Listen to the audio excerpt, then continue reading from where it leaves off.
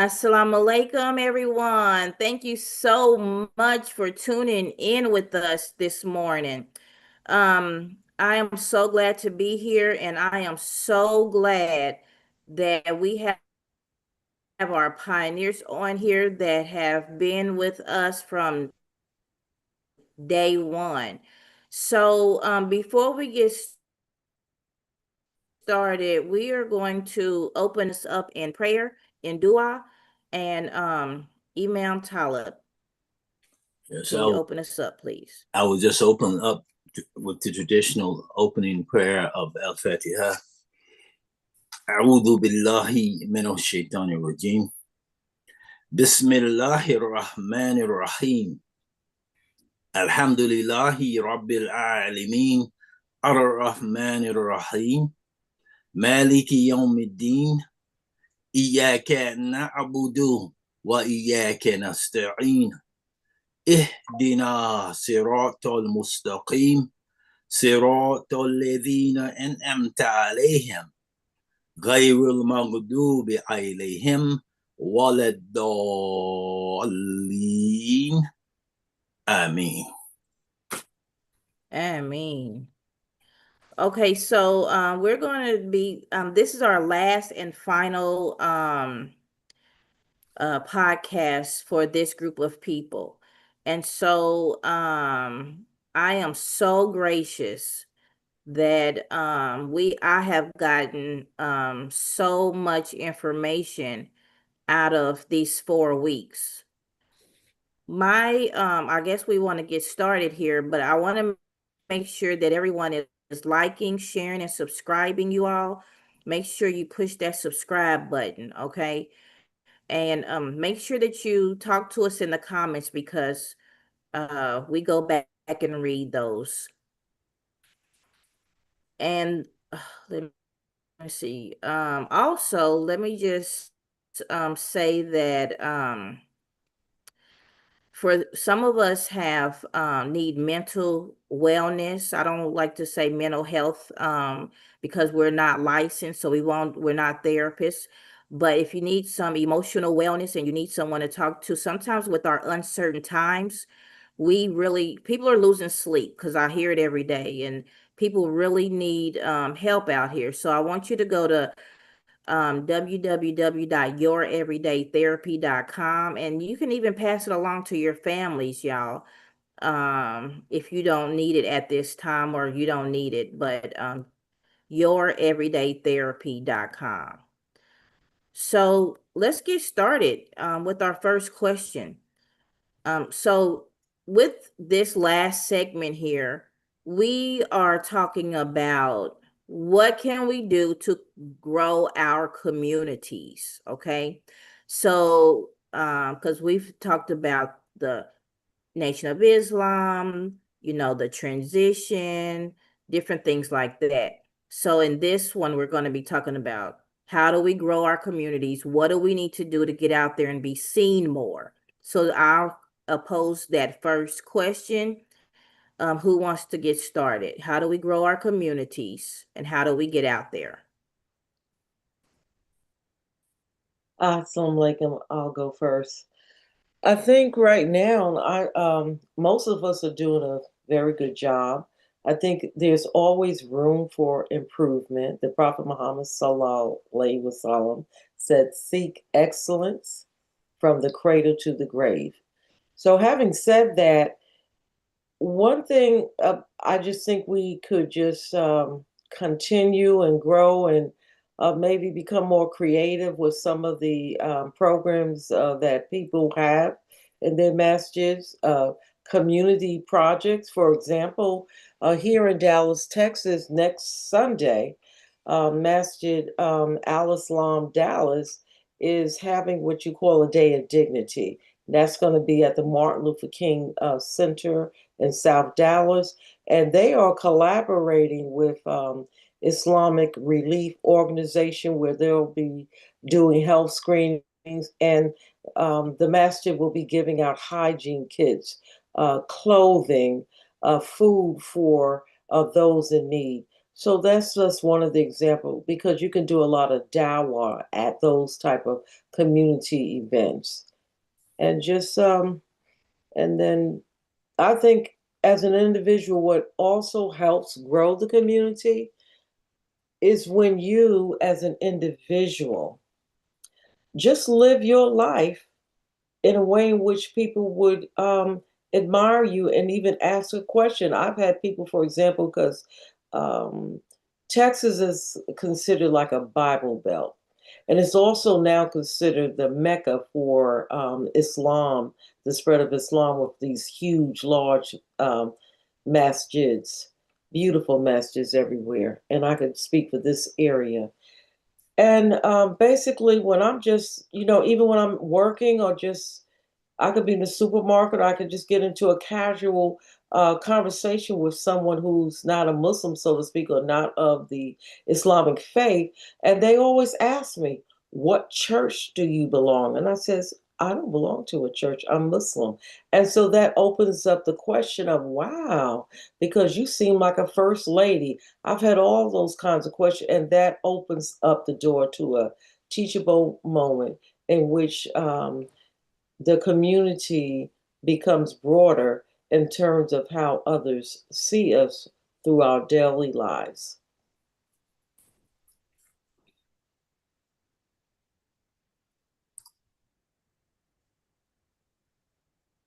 All right, that is so wonderful. Okay. Sister Gail, what can we do to grow our communities? Well, I agree with all the things that Sister Rashida just said. And as far as a community, right now, I'm not physically a part of the community, but I am because, I've been Muslim now 50 years. And I think just living our life as Muslims, we work, we socialize, and all the things that through our everyday lives that we do, we're noticeable.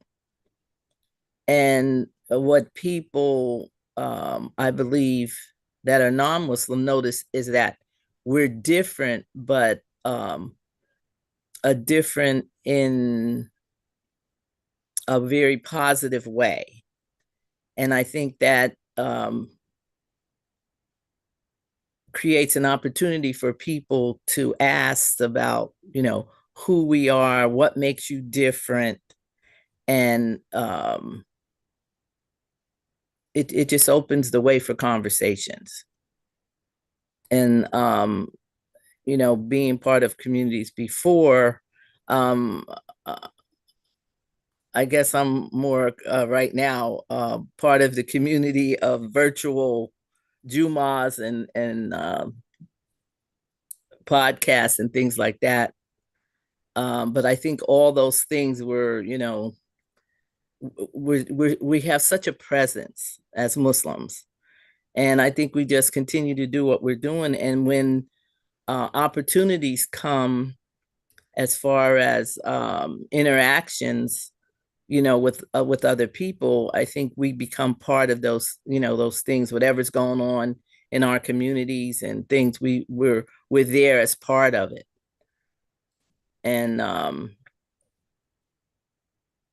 think that's just the most important thing to be part of life and get involved in the four parts of life that Imam Muhammad said were important, education being number one. That's always because I'm a retired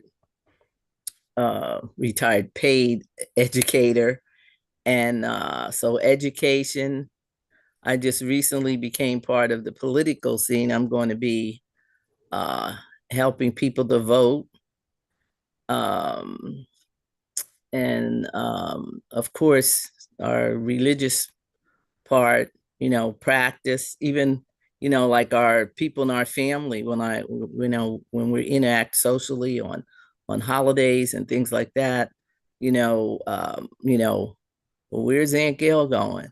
oh, she's going to make Salat. You know, these things put questions in people's mind. Well, why is she doing it different than we may be doing it?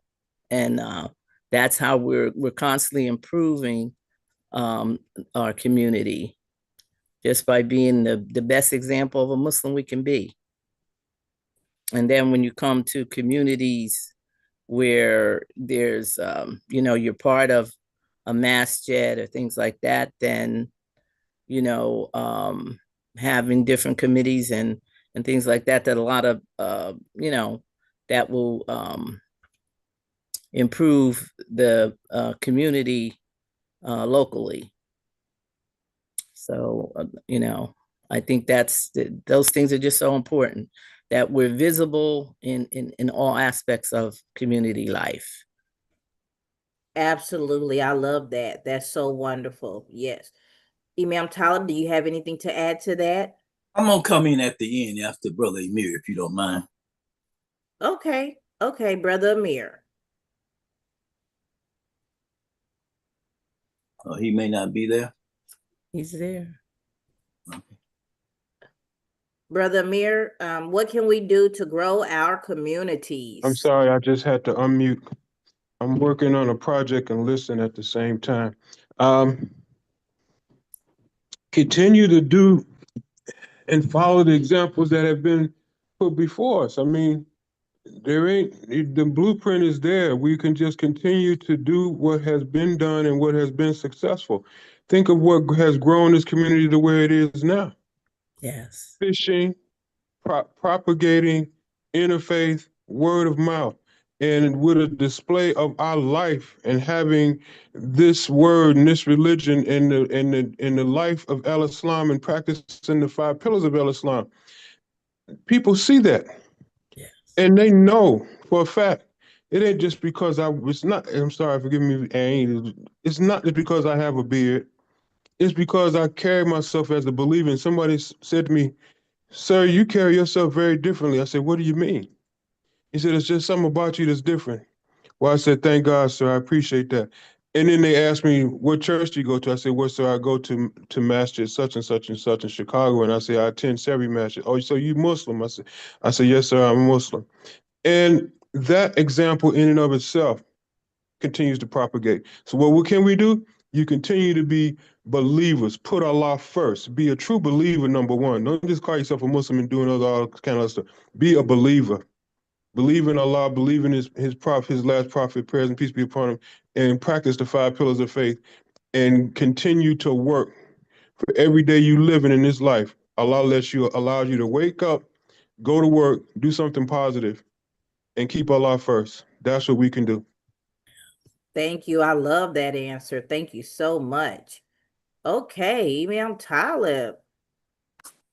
Okay. Assalamu alaikum.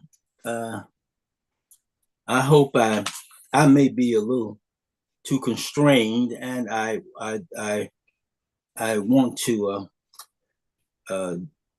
indicate that I don't want to be negative. I think this is a very good question, and it's a question of great concern. And all of those things that have been said, I think they are great and they are wonderful, and I agree with them, and they are correct, in my opinion. So I'm fully supportive of them. And you know, we say that it has been said that Islam is the fastest growing religion in America, and I accept that to be true. When I was speaking about the conference in Orlando, with I think hosted by my friend, also from Dallas, Fort Worth area, we grew up, Imam Hatem Hamidullah, that I saw in Philadelphia. And it was a wonderful conference. It was for analysis, for circumspection, and for evaluation. What is the state of our community? And when you say what should we do, and I'm focused more particularly on the association of Imam Wahiduddin Muhammad, rahimahullah alayhi. And so this is a big concern of mine. So we say Islam is growing, and it is in America. Many of us ask the questions, are our masajids growing? Some are, but there are a lot of masajids in our association that may not be growing. And I know what the situation is in Fort Worth from the time that I got there and the time that I have been there. We've had in Texas, and they have a good growth down in Houston. And there are several masajids down there with Imam Wazir Ali and his staff and others that are doing an excellent job there. But in a lot of these areas, we don't have a lot of volume. Not that you always have to have, but we don't have to have a lot of volume, even as we used to have in the nation of NOI. And so I agree with what has been said about interfaith and dawah. Sheikh Ahmed Deedat once, I think, had a DVD or something out, the Islamic Propagation Center, said, dawah or perish. So we have to continue to do dawah. And dawah is not always just about conversion. I heard Imam Muhammad Rahimahullah alayhi say that we do dawah and call and invite, yes, but we also want to create the circumstances and an environment that would allow us in our religion to flourish and move around, minimize the impediments and cataract and obstacles that could be placed in our way. So that is something else that dawah does. I think too that we have to. I heard Imam Muhammad say once that it's good. The religion came to the bottom and lower levels of society first, is where it began, and that is good. And it comes to the Prophet comes to release the prisoners from the prison house. So we do a lot of dawah, prison dawah, and so that's good. We should continue to do that. I also heard the Imam speak and say, but we also have to fish from the right side of the boat. We have to go to those people that are conscious, that are operative in society, and we have to make an appeal to them. And we have to make our best presentation to them, and we have to go to them and address them in an intelligent manner and respectful manner. And he has said that we will develop and progress as a community to the extent that we attract resourceful people. We have to have resourceful people. So when we taslim out in the prayer, we go to the right first.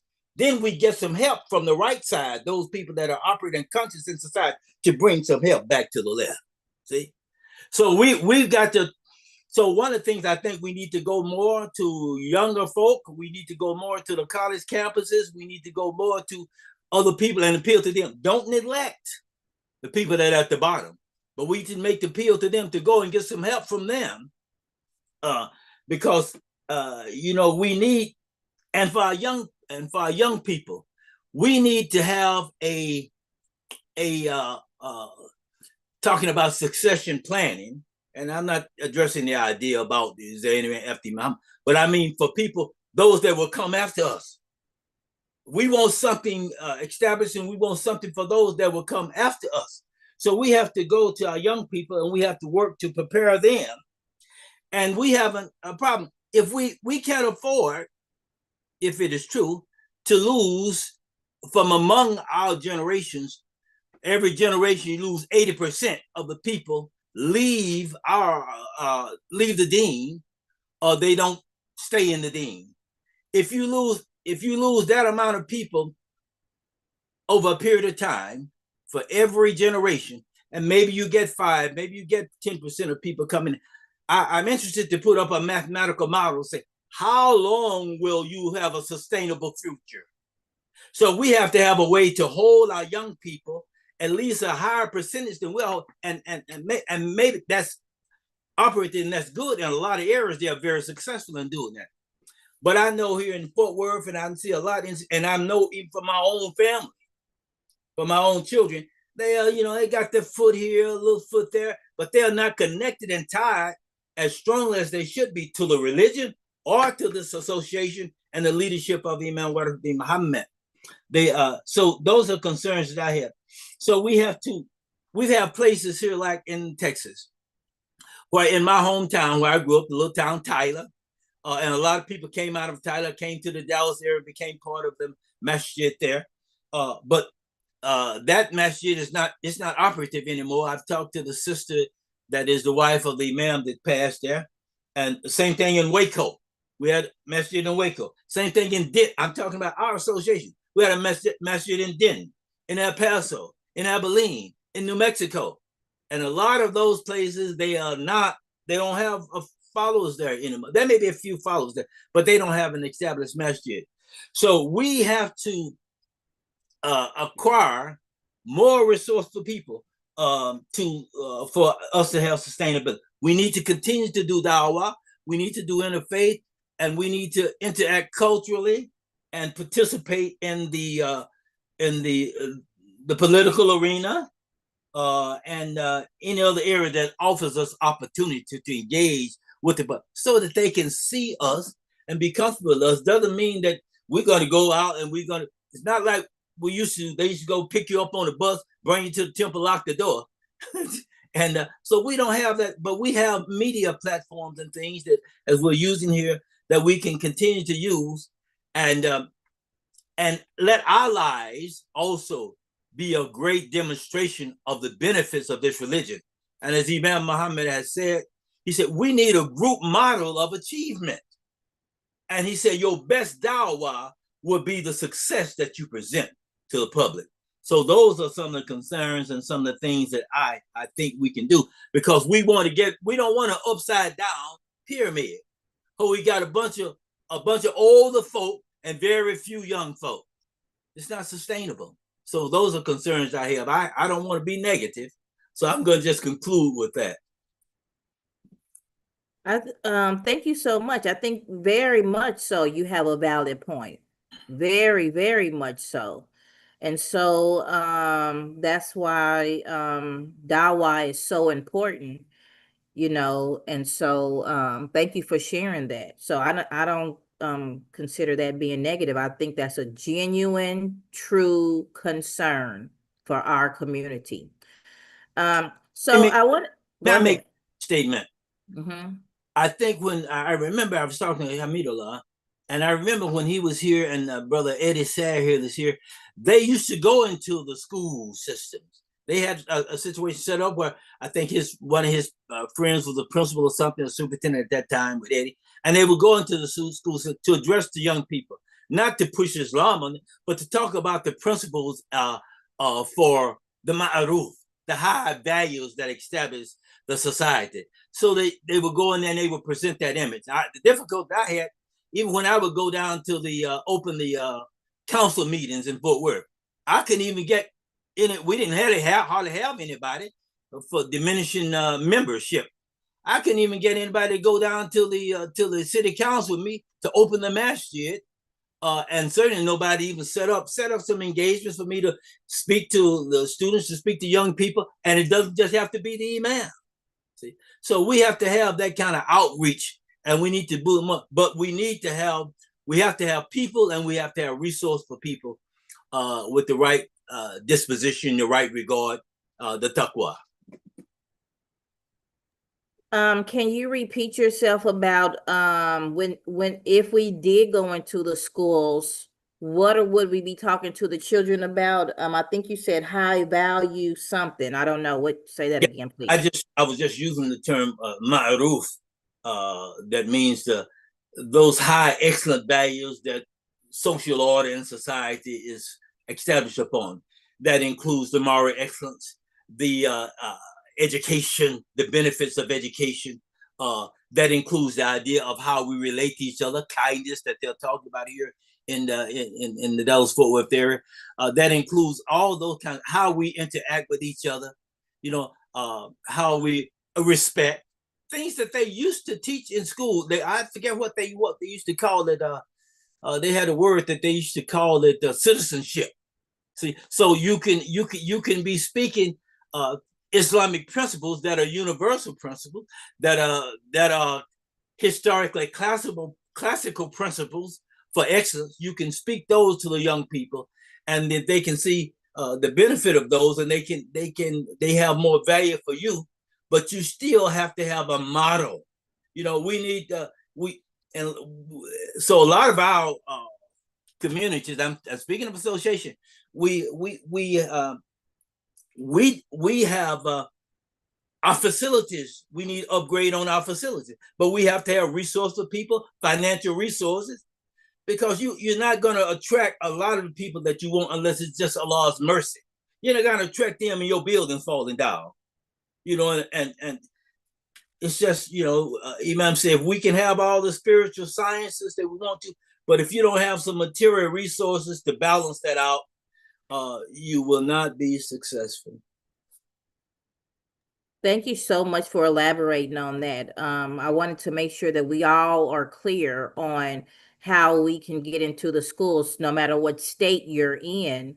That is something that is very meaningful to reaching out to our children. The next question I want to pose is virtual Juma a replacement for regular Juma? Do we still get the same benefits from the angels? Do we because I know Allah loves community life, right? So and so a lot of people are really showing up for, Juma online. Even me, I do it too. So I wanted to know about the benefits, the spiritual benefits. Is that okay? Or should we only do it if we have to do it? Do we really need to show up now in person? What is it? The spiritual aspect of it. What do you think? Who wants to go first? Oh, you got to unmute, Sister Gail.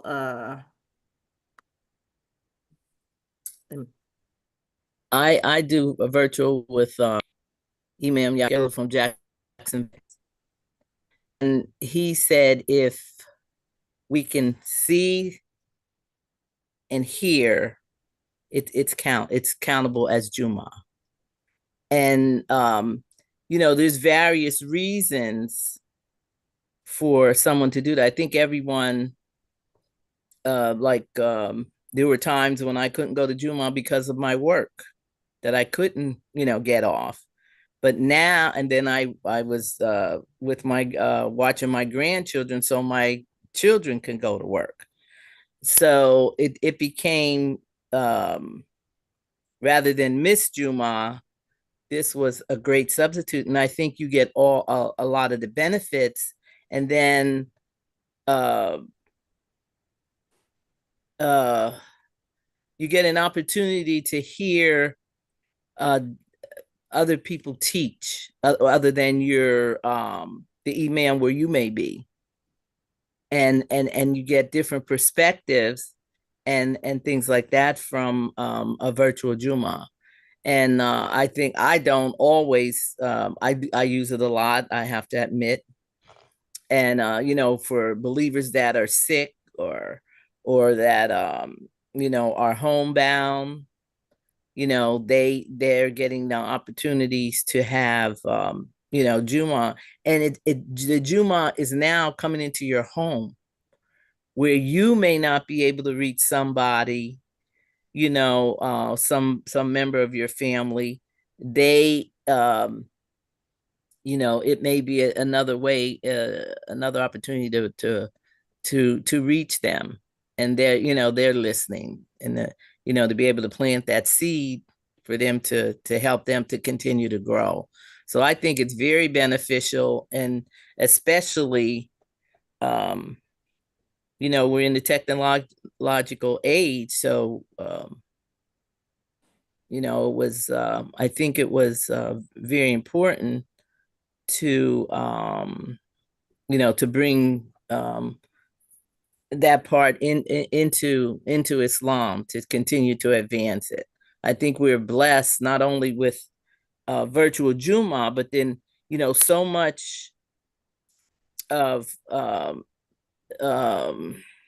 do I say it? So much of even Imam Muhammad came at a time when there's recordings, there's all these things that we can actually see him and still him and see what he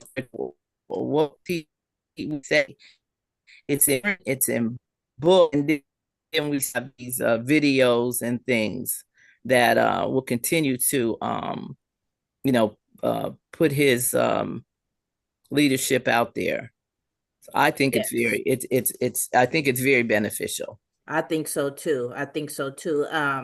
And I love what you said. We're able to tune in to different masses all over the world by doing that, And I too listen to Florida and Atlanta and so absolutely. But I definitely want to know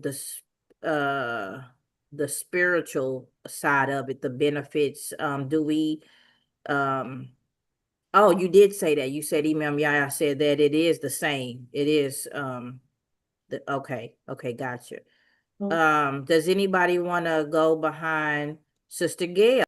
I would love to. Okay. I'm going to begin by quoting from our the Holy Quran, and this is for the listening audience as well.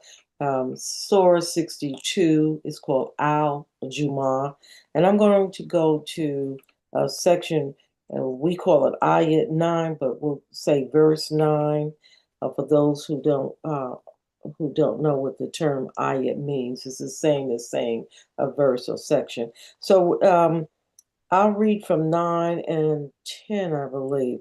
So it says, A'udhu billahi minash shaitani rajim. I seek refuge in Allah against the enemy rejected one. O you who believe, when the call is proclaimed to prayer on Friday, the day of assembly, hasten earnestly to the remembrance of Allah and leave off business and traffic that is best for you if you but knew.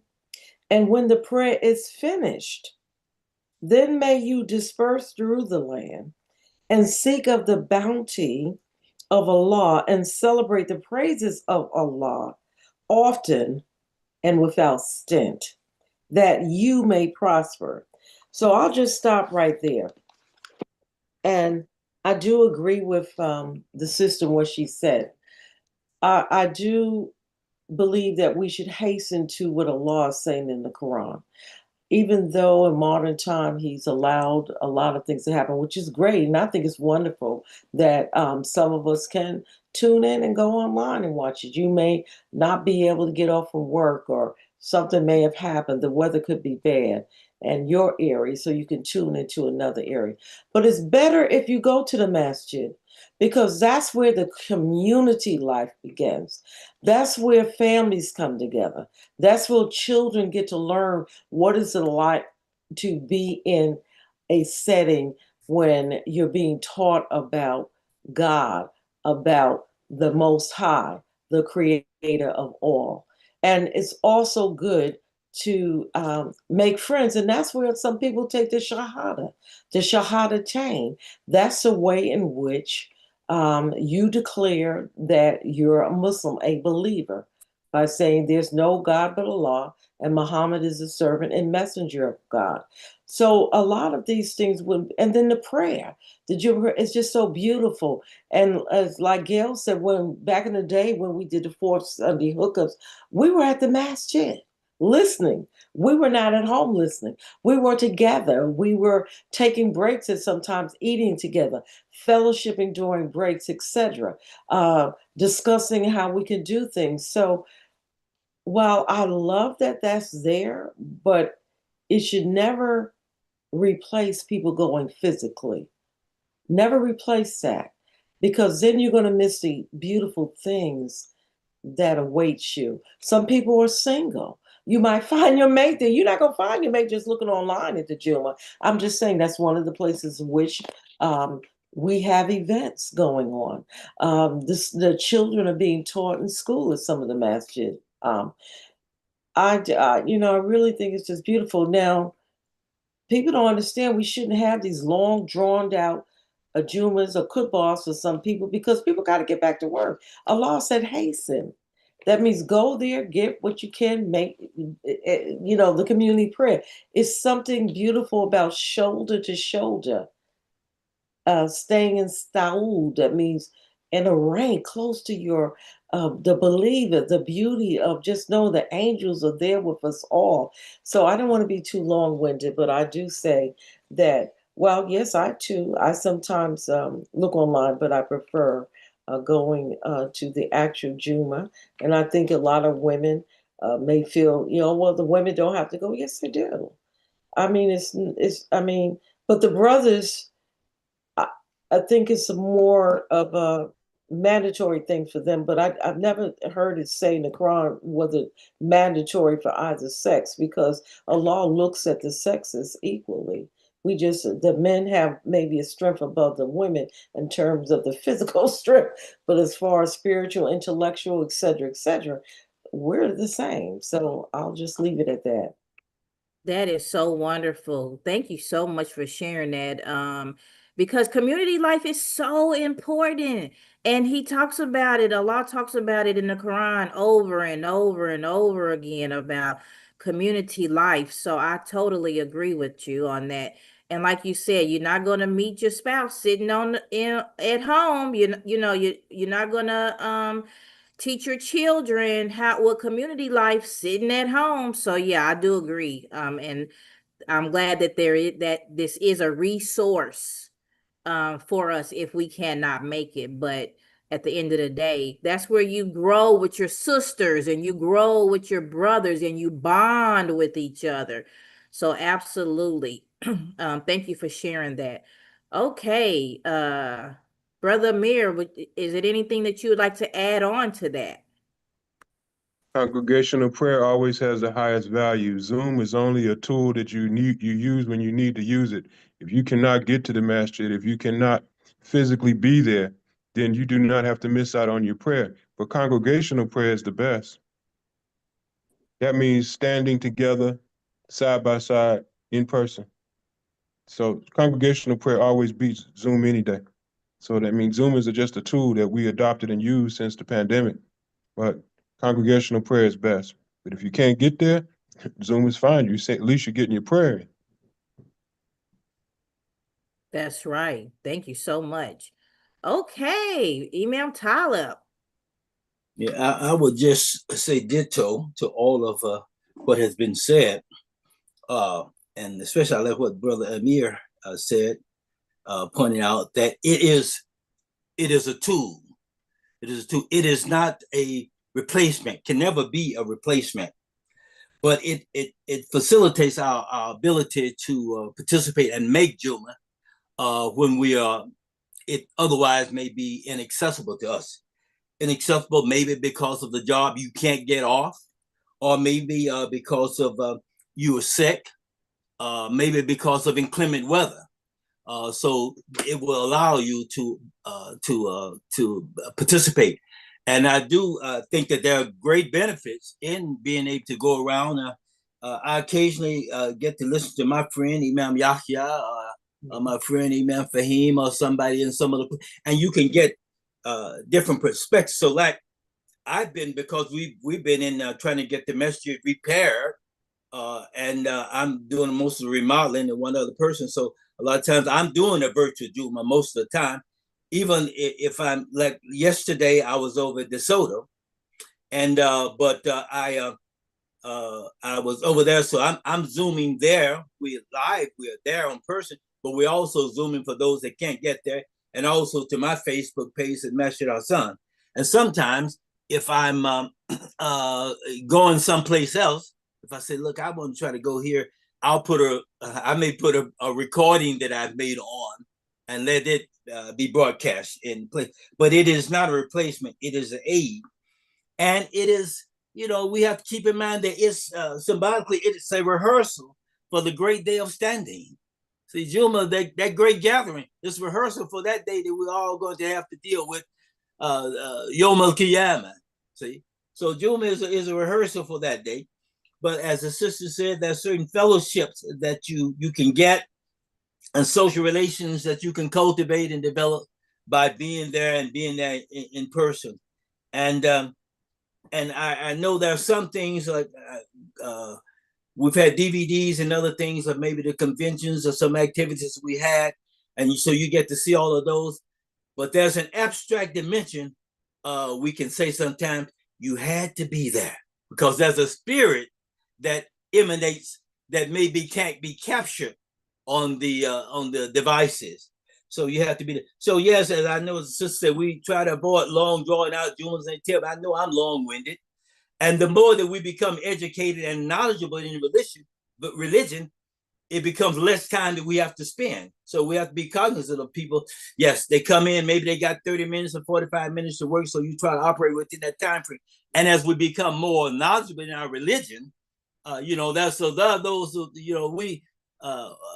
I still have 8 reel-to-reel tapes with Imam Muhammad trying to enlighten us and first bring us up 8 hours, 6 hours, 5. I still have those tapes there. But you have to balance that, and you have to be aware of the circumstances of people trying to hold their jobs. So you have to balance that. So I think that would be the only thing that I would have to say there. But it is not a replacement. It is a tool, and it is a facility. It facilitates stuff. But I think it's good. There are great benefits in it. And a lot of times when I'm able to listen to, if I'm able to go around and listen to some other imams, and then I can get, maybe I'm addressing the topic, but I can get a different perspective. I say, oh, now I can see benefit in that. So I might work off of something I got from them to bring an expression to something. So that's my take on it. So this next question, thank you so much, Imam Talib. This next question is definitely important, but it's for the newcomers. What is the process of Juma? Because I see some of us, we get there so late. So there's the benefits that they said that the angels know who's coming in, a certain, when you're late and when you're on time. And what about the part 1 and part 2 and no talking during Juma? Can someone elaborate on, just when an imam is up there talking, what is his part 1 and what is his part 2? And yeah, whatever you want to say about that, and the meaning behind it.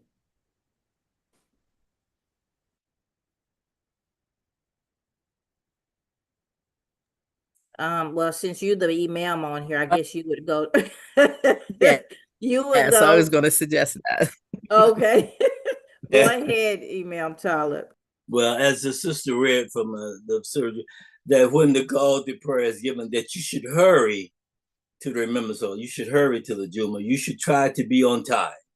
There can be circumstances that might delay you, but you should try to be on time. And so we do have the statements where they say the angels recording and they attribute certain benefits more to those who get to the prayer on time.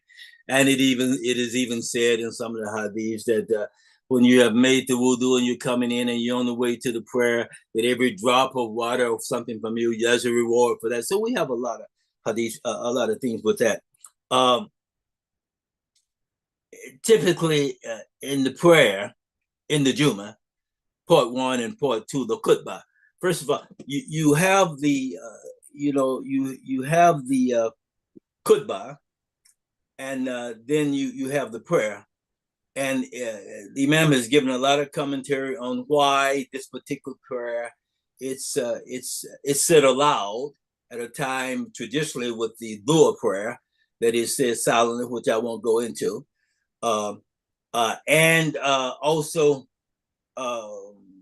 when you talk about part 1 of the prayer of the khutbah, it is generally considered that it should be addressing the Allah and his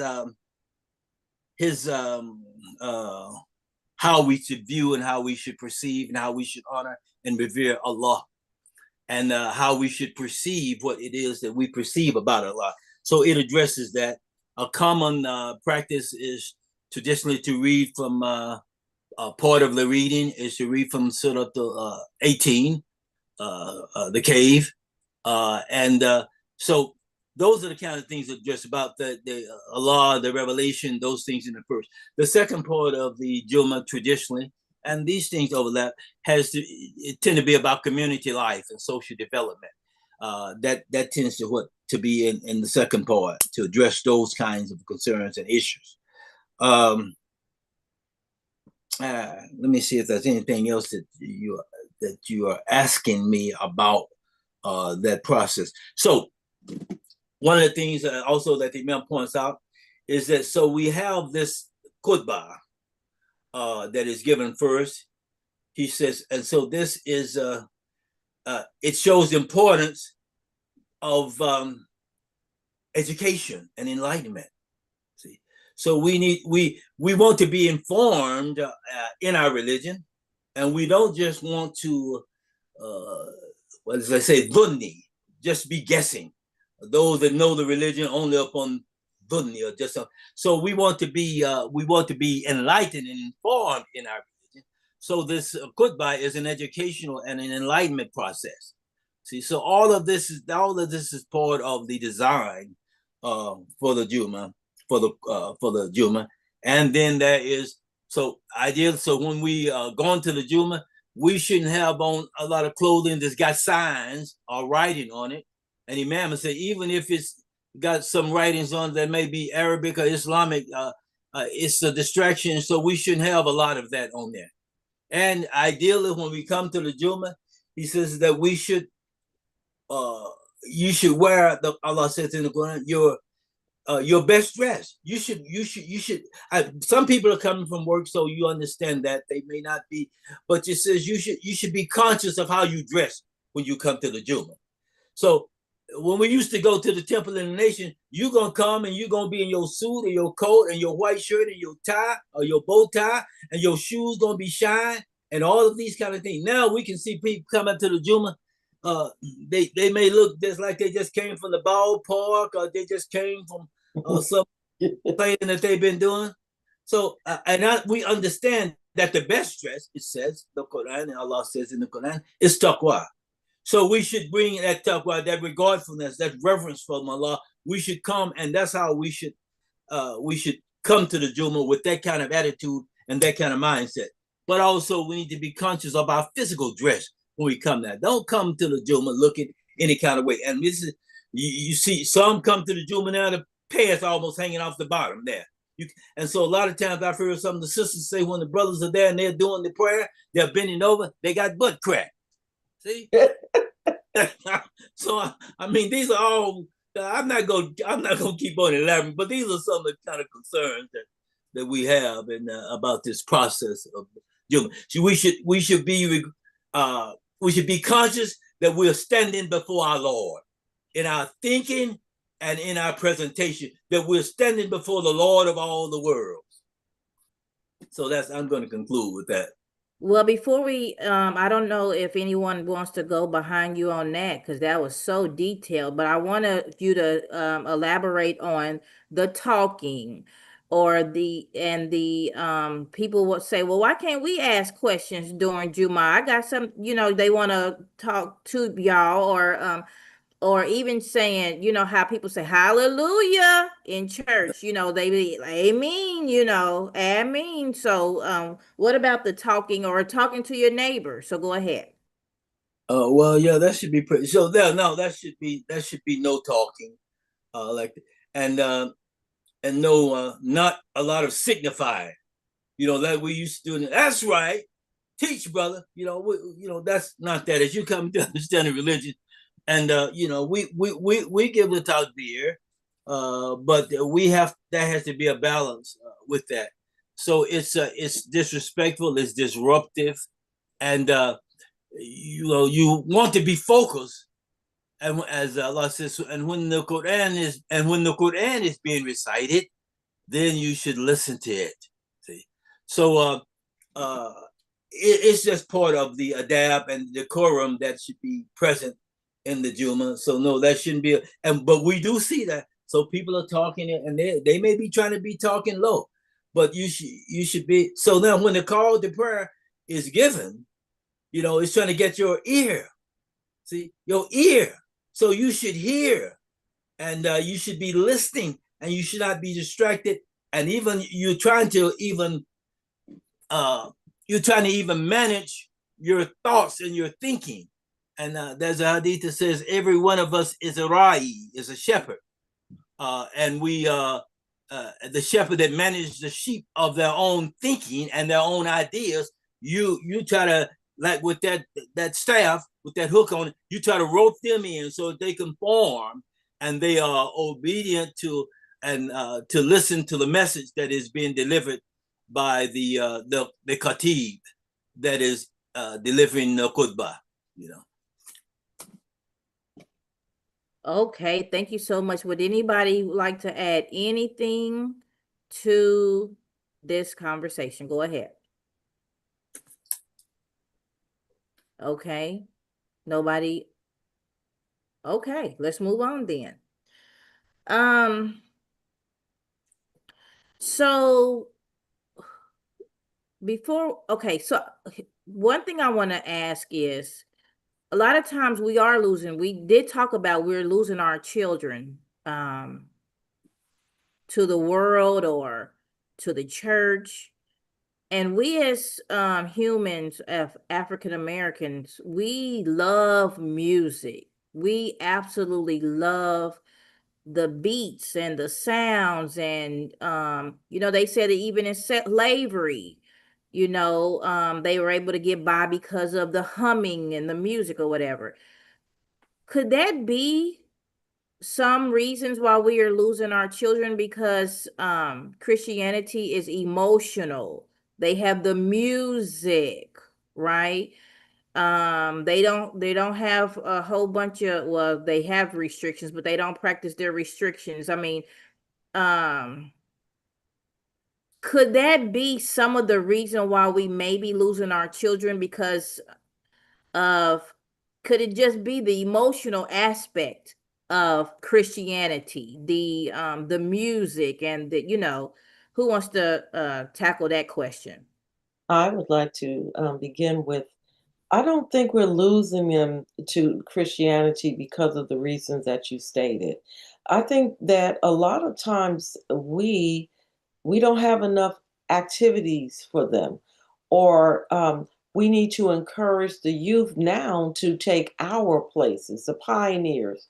We need to let them take that mantle, organize more events the way that we did whenever we were younger.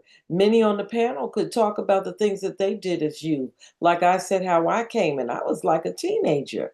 I didn't wait for my parents to tell me, just like going to church.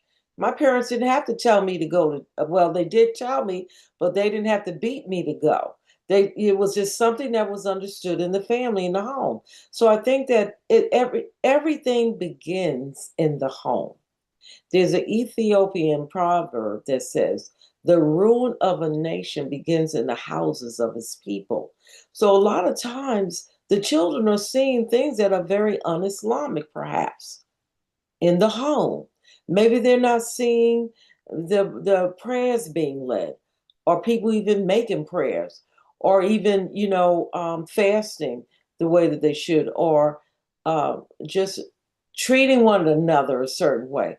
So having said that, I think that a lot of these young people are saying they don't want to do what we did back in the nation. They don't want to just be around people who look like them, so to speak. They want to integrate themselves in the whole community of Al-Islam. That means the Ummah of the Prophet Muhammad Sallallahu Alaihi Wasallam. And I'm not saying that we should not have our own cultural identity. That's not what I'm saying. But I'm saying the young people are more embracing change. They want to take the torch even further than where we began, and that's beautiful. I just think that we just need to get them more involved, or just tell them, what is it that you want? What is it that will make you come back into the fold, so to speak, if they're out there? I really believe that we have to look at our own behaviors. There's no compulsion in Al Islam for anybody. And a lot of times, you know, the children do things because they want to, or they just feel that certain things are just antiquated. So I just think it's a matter of us being more creative and allowing them to take the reins, and being cognizant of our own behaviors as parents and leaders within the community and in our masjids. Well, I appreciate you saying that, because sometimes us as parents across the nation, in Islam, some of our houses do be toxic. Some of our houses do, where we're not abiding by they don't see a good outcome, or they don't see good behaviors within us as parents, right? But what about those that they're that could be a part of it, right? But what about those that their father was an imam, and the mother took them to the masjid, so there were some absolutely great examples, so then why do those children leave? Well, one thing I want to say, and I don't mean to cut you off, Erica, is that um, whether the parents are in the home or not, I mean, it's unfortunate. I mean, sometimes our brothers. I'll just use this example, not to attack anyone. I'm not coming from that perspective, but there are some brothers who are married to Christian women. They've chosen that for themselves, and so the women has a very particular connection that was created within the womb, that Allah has given her, intuition and a stick to itiveness. And so the children sometimes they listen to her, and then as they grow older, they may listen to the dad. But if the father is not engaging the children, and he's just allowing the woman to just take him to church all the time, and then he's going to the masjid on Fridays, or he's going to do things with the other brothers in the community, but the woman is saying, "No, you're not taking my children. I ain't believing in whatever." Maybe when she met him, she wasn't saying that because she was trying to get him, because she liked the principle. Oh, he's clean. Oh, look how he's dressed. Look how he treats women. And plus, I've heard the Muslim men treat women right. Most of them do, but some don't, because they're human beings.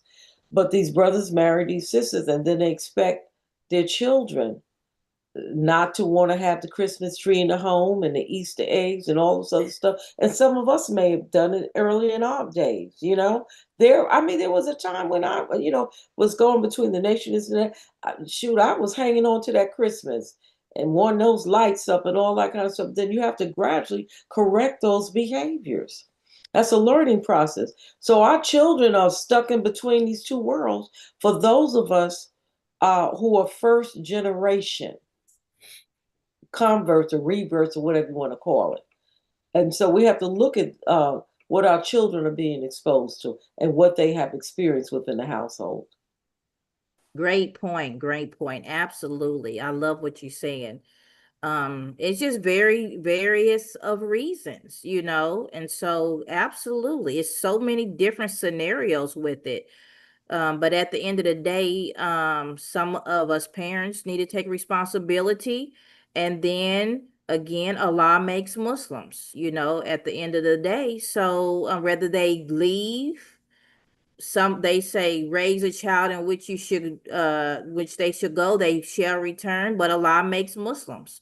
So a lot of times the world is just really crafty. It's just exciting to them, and they just don't return sometimes. So who wants to go next?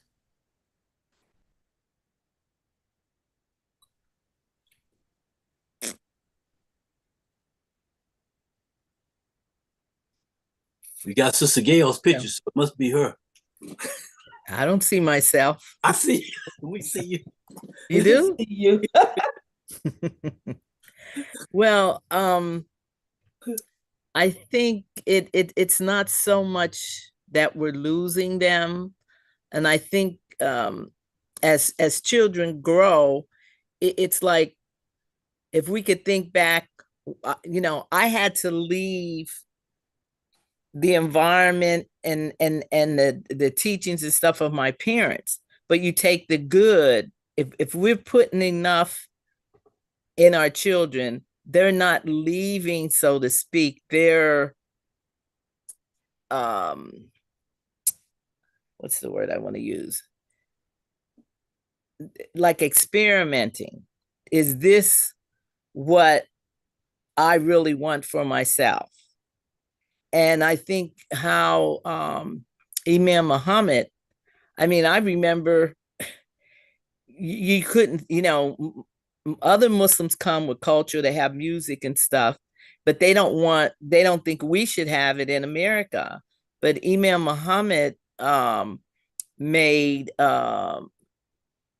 music and fashion and those things part of the things that make culture, that we were introduced to those things, and how we have singers and musicians, and now we have comedians and fashion designing, things like that. I think we have constantly show our young people and get them involved in those things, and so that they know that they don't have to leave Islam to have these things, that Islam upgrades those things, that we take it to a excellence for the human being. It's not derogatory and negative and vulgar, because now with my children, I like to dance from, but I show them how, they never saw me dance. I dance, but I don't dance maybe like the popular culture dances. There's a dignity in the way I dance. And I think that those are the things that we have to constantly put in our children to see that, that they can still be Muslim and be involved in those things, those some of those things. They're just going, I think they're just going to try some things, but if the foundation is there, that we don't have to worry that they'll eventually come back to the excellence of being a Muslim. I don't know what else to say. Well, while you're on the topic of dancing and music, I don't know if you know this or not, but I heard some Muslims on the social media just yesterday saying that Muslims are not supposed to listen to music at all. We're only supposed to listen to drums. And I was like, I've never heard that before, but I do understand about the vulgar music, right? But have you heard of that? Because that seems extreme. Don't listen to no music, because that's why we have halal music. But have you heard of that? That's no music at all? No, ma'am. I haven't heard, but Okay. I have, like I said, other cultures, they have that some kind of music and instruments or something, but it seems like when some of the Muslims come to the United States, they think that we shouldn't have it. Oh, For I some mean, reason, because I guess yeah. so much of African Americans was promoted as that was like one of the things that we were limited to. Mm-hmm. But if I mean, we believe that words make people, so we have to put some of the higher qualities in our music. And there are some young people that you know, it doesn't have to always be an Arabic word, but it has to be, I think, more dignified words. And I think a lot of them are gravitating towards that. There are some that are not Muslim that have, you know, music out and things like that. But, Okay. you know, our cultural life should include, you know, those things, I believe. I do too. Yes. Okay. Thank you so much. Okay, Brother Amir. Sister, you know, a lot of the immigrants come over here and see us as ignorant and backwards, and that we're so new to Islam that they need to teach us things. And Yes. they need to sometimes keep to their business and keep their hands in their pocket and their heads to themselves. And I'm gonna tell you just like it is. I have witnessed all generations of Muslim. I mean, how the heck did I get exposed to Count Basie and Miles Davis was from my dad. I ain't gonna say I saw my grandfather and my grandmother listen to music, but I'm sure they did because my mother loved music. My father loved music. Imam Wadi Muhammad loved music. You do it in the proper way. You don't sit up here and take your clothes off, get naked, and wear your pants below your belt line and curse and talk about women. That's not music. That's filth. That's the garbage that the Zionist wants to put upon our people to keep us paralyzed and ignorant and stupid. Jazz ain't never hurt nobody. Good music ain't never hurt nobody. And music is a part of the soothing that Allah allows us to enjoy. When you hear good music, it touches your soul and brings calm if you listen to the right. And another type of music can bring you motivation while you're working. It can bring rhythm and to keep you in a rhythm, to keep you working, to keep you motivated. So again, very good idea. It's like every time I go amongst the immigrants, they feel like they need to tell me how to do something. You know, as if I'm too ignorant to know. Oh, you're a black man, so you don't know El Islam like I know. So I need to tell you Right. something. You need to That's keep it to yourself. But I see, I have to hold myself and contain myself. And I say Bismillah ar-Rahman ar-Rahim. I say A'udhu billahi min shaitan rajim. Bismillah ar-Rahman ar-Rahim. While they're talking to me, so I don't say something else. And that's my answer. Thank you. Thank you so much. Did you want to address the children before we move on to why did we see there are children leaving Islam, or do you want me to Well, just go ahead? that's a choice, sister. I had the same choice when I was a teenager. When the Honorable Elijah Muhammad passed, Imam Muhammad basically lifted all of the restrictions off of us. We no longer had the FOI following us down to the theater. And I used to always think about that. Gee, if the lieutenant sees me in the theater, what's the lieutenant doing? He's watching the same movie I'm watching. So that was just a bunch of stuff back then to me, even before Elijah Muhammad passed. Because I'll tell you, like, I went to the movies. And how Lieutenant so-and-so see me in the movies, they're not watching the movie. So anyway, and going to get into the modern times, the next generation, and I'm going to use Atlanta as an example. There is a group of youngsters there that are doing beautiful things. They have businesses. There's some young millionaires there. There's a leadership in the masjid. There's leadership in the school, and it's growing and moving. Same thing in Philadelphia.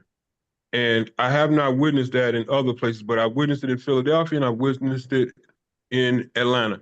And these young people are engaged, they're practicing El Islam, they are growing and thriving, and they are decent human beings where I see the future of El Islam in this country is going forward and is on the right path. yes. Can I say something, sister? Yes, go ahead. I'd just like to say that I even see the young people here in Texas. Some of them are doing quite well, a lot of them, and they're on the university campuses. They have student Islamic groups. There are some young people who are traveling outside of the country, and they're, networking and doing it their way. It may not be the way that we did it, but there are some, you know, that may not be so visible to others, but they are actually doing it just like Amir said. But this is what I want to read to you. And I think it's important to know as parents or just in general, there is no compulsion in our religion. Absolutely none. And we don't have to even be like in some faith where you have to knock on the door anymore and talk about your faith and why you should be Muslim, etc., etc. But I'll read from Surah Al-Baqarah. That's Surah 2 in the Holy Quran, and it's 256. In the ayat says, "Let there be no compulsion in religion. Truth stands out clear from error.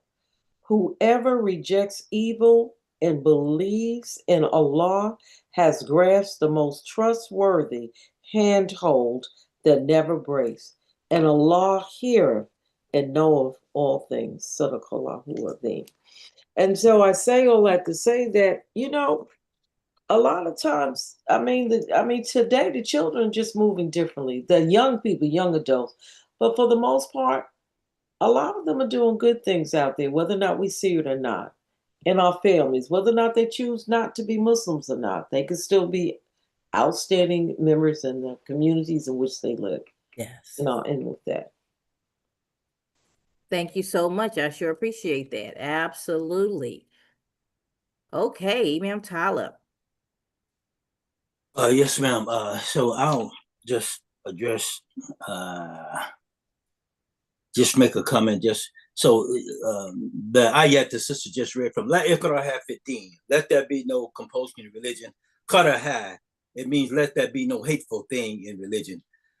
So that being said, but we do know that the what is called the Abu Bakr, the Emir, first Emir Imam says they should be called Emirs, but that he said that I think it was Abu Bakr that said the people didn't want to pay zakat, and he said, "I'll go to war with them. They are obligated to pay zakat." So we want that, but we want to have that thing in balance. So we don't make you, we're not compelling you to faith. As Allah says in the Quran, the truth is evident and stands out clear from error. So that was one comment I wanted to make. In regards to the young people and to this idea about music and the loss of young people, I think the central idea that was pointed to, I don't know, Sister Gail, I believe, as she talked about, and others, the influence of culture. This is where our problem really began. We're given a picture of the garden. We got agriculture, horticulture. So we're given this language of culture in this idea of the garden, and also inherent is that in there is the allusion to culture and this influence. And so we have when we talk about culture, we talk about it as being the aggregate. I think I mentioned this, and maybe they'll put by Friday, the aggregate of our ideas, of values, our rituals, our principles that characterize us, that we may define and say maybe the ethos of a particular group. So that's the big culture. But there's a subculture, a smaller culture within the context of the bigger idea of culture. And that is the culture of entertainment. That is the culture of music. That is the culture of the food that we eat. That is the culture of the dress, those kinds of things like that. And so this idea, when we talk about music and we talk about culture, we know that there's a concept of the muse, M-U-S-E, the muse. And so they say you want to get established, you want to get into, how do you get into Egypt? And Egypt was the land of plenty. Egypt was the big place, the place where the people were established. So how did you get into that? To get into that, you had to break the muse, the riddle of the muse.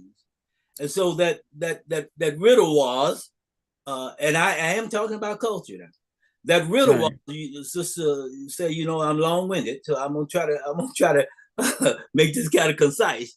But that riddle was what goes on 4, then what goes on 2, and then it goes on 3.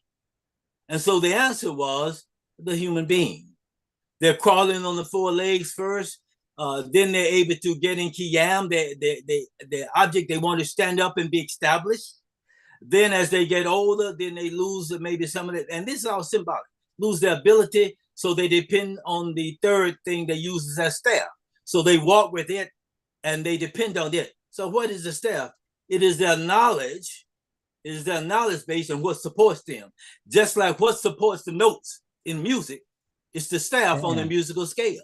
Yes. What supports the leader is it's their staff. Their staff. So now he is talking about the muse. Now he is Musa. We're talking about the muse, but he is Musa, and he's walking. What is he? What he's walking with his staff. So he's asked, "What is this in your right hand?" And he wasn't as conscious of what was in his right hand as he should have been, because he was walking and operating with the knowledge that he had gotten from Egypt, but he wasn't versed in that knowledge, and he didn't know all what it was. And so this is why we have the story of the serpent. So he says, with it, I use it to beat down branches. I use it, I depend on it. I lean on it. I put my trust in it. This is what this word means. So here's Moses, and he's trying to navigate what? He's trying to navigate the cultural influences and manage the culture. So this is a challenge for us as believers, and particularly for our young people, trying to navigate the cultural influences. Now, and so music and the muse, you know, it in the narrow sense that comes out of this Greek mythology and this Greek idea, it represents a culture, limit in that entertainment culture, that language, literature, that kind of thing, but also it represents the sciences and the arts. And that's why we have museum, where the sciences and the arts and the culture is preserved. So all of these words here, they connect, and they're related to this idea of culture. So we have to be able to navigate. We are people of the drum. See that this is in our culture, and this is part in the nature of the human being, because the heart beats like a drum. See, so there's a natural urge in us for music and for syncopation and for rhythm. Allah has placed us in the human being. So yes, I have heard people say, no music. Yeah, I've heard that, particularly come from immigrant communities, saying to us, no music. We are people. But there's nothing directly that, and it said, I heard the Imam say this, Imam Muhammad. He said he was the prophet. He said he was somewhere and there were Africans and they had their music and they had that dancing. And so the people were, they were questioning about they dancing. So the prophet said, let them have the music. That's part of their culture. If it's not vulgar, if it's not obscene, see. So the Imam, when I came to Fort Worth, and we're still working, just trying to get that back. I see diminishing what happened with that, what had happened before. But I told him it was an old facility, but it's a good sized facility. Now it's a lot of potential. So they had what used to be this church when they had a choir stand up there, and the baptism thing with a nice mural back there. I didn't have any pictures. It's a nice mural. But I told him when I came, I said, look, we can take this and convert this what a choir used to be. We can have this a cultural presentation. We can have a curtain come. So the Imam talked about these when he talked about the four birds. And the first one that's mentioned was culture. It was culture. And so when I told him, I say, we need to try to do something with the four. They said, what are the four birds? Why are we going to have a culture presentation? Because it influences the life of the people. Now, when my wife and I were in the first, we're always culturally engaging. We'd be in the headpiece, and we go to the country dinner theaters where they had plays and things. We were going there, and she'd be in her headpiece, and we'd go there, and we had good entertainment. And we were thinking, how can we have cultural presentations that presents our viewpoint, that presents our life, that are the ma'ruf, the high classical values. So, and this is from Surah Al-Baqarah, ayah 260, when Abraham is asked, Abraham asked Allah, how do you give life to the dead? And he mentions these four birds. And Imam Muhammad defined them, and they spoke to them yesterday. I think they talk about religion and then talk about education and something else they missed. But ideally, we think about culture and religion coming up under the culture. Then we have the education, and then we have the business, and then government. Not just politics, but we talk about culture as a womb. We talk about education as the enlightenment of the womb, and we talk about business supporting the life of the womb, and then government by organizing and structuring the society. So all of those things become important. We're not to have music where we got, like they said, the shake your booty that we're thinking about, and our dance like that. See? But we can have, so we've had the here in this Dallas-Fort Worth, the Islamic inspirations that Imam Washington Muhammad loved, and now they subsequently became the sounds of New Africa. And I know brother, Imam Wali Ali just moved back to this area, moved back to this area, and I think they're going overseas now, something. But when he comes back, he was over at the Masjid the other day in Fort Worth, and I had my guitar with me, and so I said, because he was going to restring it for me. So we're going to get together. I'm going to work with him. He's going to show me some things and help me out.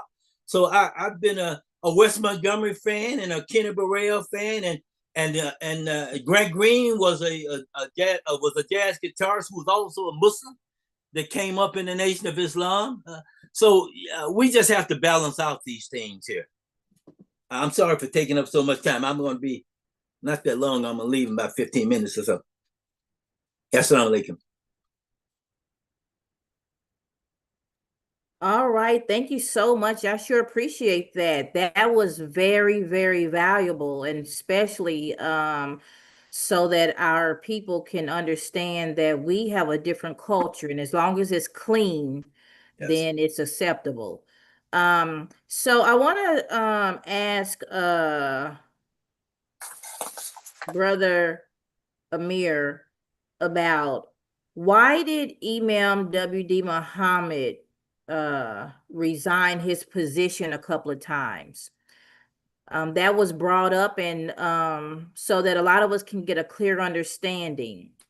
And I thought that you would be great to answer that question, Brother Amir. Yes, ma'am. The reasons Imam Muhammad resigned when he did on those occasions that he did was strategic. Imam Muhammad was about, again, following the dictate of Prophet Muhammad, prayers and peace be upon him. Any individual, and Brother Imam Talib can correct me, any male can be an imam that can lead prayer 3 or more people. Yes. So with that, the first time Imam Muhammad gave up leadership of being the leader or the imam over the Chicago Mosque in Chicago was simply for that reason. He did not need to be imam over one single mosque. His need was national, international. So he left for a strategic reason. The second time, when he was leader of, I believe, I'm trying to remember what the name of the community was. It went from the World Community of Islam to the West to the American Muslim Mission to something else. I believe he resigned the American Muslim Mission. And he resigned the American Muslim Mission, again, to show us you don't need to have your focal point on a single human being. You need to have the focal point on the total ummah of the believers, not just on one human person. And so he resigned from that position because he felt that it was necessary to do so. He says, no, I'm not, that's not me, and that's not the way of Al-Islam. You need to focus on the true purpose of this whole thing that we're doing. And so each time he did resign, it was for a strategic purpose and a teaching moment for us. And that is my understanding of it. Okay. Imam Talib, would you want to go behind that? Go behind, do you know? Yeah, I was interested to hear and what Brother Emir was saying, and I totally agree with what he said. In addition to that, he was resigning also to encourage us to take more responsibility for managing your life. I'm not as the prophet was told to say, I'm not your wakil. I'm not to be a manager of all of your affairs. And neither did Imam Muhammad want to do that. We've had circumstances here in this area here that people who fell out and left the Imam's leadership because they wrote to him and he wouldn't come and respond and chastise some Imam or chastise somebody else. And they had, he put on his pants one leg at a time like I do. And we had these many masters of mosque and none of them belonged. So we had people leave him because he didn't respond to come down here and arrest somebody and lock them up. But he was trying to look upon you. Yadallah ala al-Jum'ah. The hand of Allah, the responsibility, it rests upon the community. You have community responsibility to manage your life. See, and I think that was one of the big things that he was also as a strategy and also to encourage us to take more and more responsibility for our lives. That's so good. That is so, so good, because a lot of times we are looking for somebody to tell us what to do. You know, we are looking for that validation. We are looking for things to help with our lives, but we have it already. You just have to read it. It's there. So I totally get it. We shouldn't be looking for one person. And another thing too is that there's so many imams around the communities that know so much, and we just need to tune in, as well as learn for ourselves, and that's the most important thing too. Last thing, I say that he was emphasizing that this is not like a Christian perspective, but you take your burdens to the Lord and leave them there. Each one is a wazir. Each one has a responsibility. No bearer of burden can carry the burdens of another. See, so you can't we dump all our burdens on the Imam. He can't function in the bigger responsibility that he had and information that he's bringing to benefit our community, to benefit the bigger ummah, to benefit the world and the society at large, by tying him up just with the minutiae of government organization structures. So I know that I've heard that the Arab community would send us money. And is it good for us to not send Wafdi Muhammad money? And does anybody know how they come up with so much money? Like they are like just building communities here, does it have you got in the background portion of it, of how do they send so much money here? Or what do they all just have businesses that they collaborate and put their monies together? Like, what can we learn from them, if any? I'm gonna say this, Sister Erica, and then I'm gonna be leaving. And I'm going back to something I said before. Yes, they get money from overseas, but they have resourceful people. See, the community with progress, it has resourceful people. They have people with skill. They have professional people, and they can bring all of that help to. They have business people. They have resourceful people, and the man. But one time, I think they've at different times, different people given some money to the community, as Brother Emir said, and he didn't hang on to it. He dispersed it and buying these facilities. But also there were those who came and if he said ask for money, they agreed with say we'll give him some money if you teach what I want you to teach. And he wouldn't accept that kind of money. And he's pointed out that there have been those who have been, not all of our brothers and sisters. Yeah, we want to integrate, but we want you to integrate with us. And we're not going to sacrifice this body of knowledge that we believe will be beneficial for the bigger ummah that we feel they need. Because a lot of what I see with them, they are not as consistent they should be with the prophet and his message and what he brought. Peace and blessings upon him. So there have been those, he say, they're like in the story of Bathsheba and I think it was Solomon, David and the two litigants, I believe. And they said, they were climbing up over the wall and they had a dispute. And one of them said, look, here's my brother. He's got 99 ewes. And here I am, I have 1 ewe, and now he wants my ewe. So Imam points out that this word that's used for sheep, there's a special word, and it indicates a community. See, so what he is using is that, so look, there are people who want to take over the community of Imam W.D. Muhammad, and he said it many times. Yeah, we want to integrate. Yeah, you're welcome to integrate with us, but we're not going to sacrifice our body and knowledge. So yeah, you got all of these communities, you got all these resources, but now you want me to come and you want me to be your boy and your girl. And for those that are really students of Imam, we reject that regardless of how much money we won't take your money for that, because the Imam wouldn't take your money for that. But so I think that they are able to advance because so that lets us know we have to develop more resourceful people. That's why it's so important for our children and others when they go out and we have Yusuf, the spiritual sciences, but we need Benjamin, the right hand. We need that to put them two together. So yeah, we have people and they're doing good things. They're going out. My son's getting ready to, one of them, the engineer, he's getting ready to go to Australia to set up a network there, go to Ireland, but he's not active and engaged and active in supporting this community. We need them to be connected to this community. We need them to be Allah.